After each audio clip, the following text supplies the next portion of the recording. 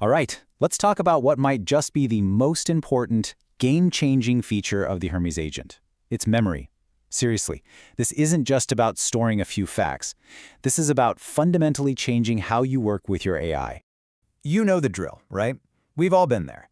You spend a good 10 minutes getting an AI assistant perfectly up to speed, you get a great answer, and then you open a new chat, and poof, it's all gone. The AI has absolutely no clue who you are, what you were just doing. It's this incredibly frustrating loop of starting over again and again. And this is the result. You're starting from scratch every single time. It's just a massive waste of time. You're constantly reteaching your tools the absolute basics about your project, your coding style, your preferences. All of that is mental energy you could be putting into the actual work. But what if you didn't have to live that way? Well, this is exactly where Hermes Agent comes in and flips the script. It was literally built to solve this AI amnesia problem with a system that's all about persistent memory and, well, continuity. Now, the way Hermes describes its memory is really key. They call it bounded, curated memory. And those two words are so important. This is not about remembering every little thing you've ever said. No way. It's about remembering the right things, the high-value, critical facts about you and your projects that actually matter. So how does it pull this off? Well, the architecture is actually pretty slick. It's kind of like giving the agent two separate brains. One brain knows all about the project environment it's working in, and the other brain knows all about you, the person it's working for. Let's see how that's actually set up. And here they are. First, you've got memory.md. Think of this as the agent's personal logbook. It's where it jots down facts about the project, the tech stack, things it's learned, you name it. Then you have user.md. This one's all about you, your style, your preferences, how you like to communicate, and believe me, keeping these two separate is absolutely crucial. So, let's go back to that word, bounded. This is what it looks like in practice. The agent's own notes are capped at around 2,200 characters. And no, that's not a bug, it's a feature. It's intentional. It forces the agent to be concise and only hang on to the most critical information, which prevents it from getting bloated and slow. And it's the exact same logic for your user profile. That's capped at about 1,375 characters. The goal here is to make sure the agent remembers your core preferences, like, I prefer TypeScript or use tabs, not spaces, without getting lost in the weeds. It's all about being efficient. Okay, so we've got this smart, limited, two-part memory system. That's the how, but what about the why? What does this actually mean for you when you're in the middle of a project? Well, this is where that smart design really starts to pay off. The most immediate win is dead simple. You stop repeating yourself. Just think about that. You spend way less time explaining the setup, reminding it of your project's rules, and way more time actually, doing the work. It makes everything so much smoother. And because of that user MD file, the agent starts to feel like your agent. It remembers your preferences, your coding habits, your naming conventions.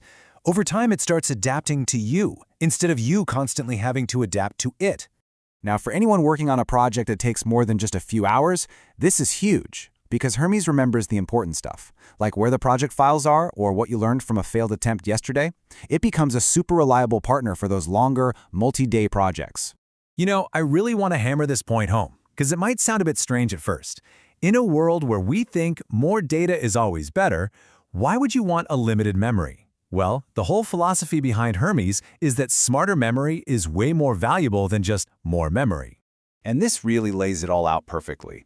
On the one hand, you have the Hermes approach, curated, high-quality, relevant facts. It's clean. On the other hand, you have what happens when you just let an AI remember everything. You get noise, you get outdated info, it's just a mess.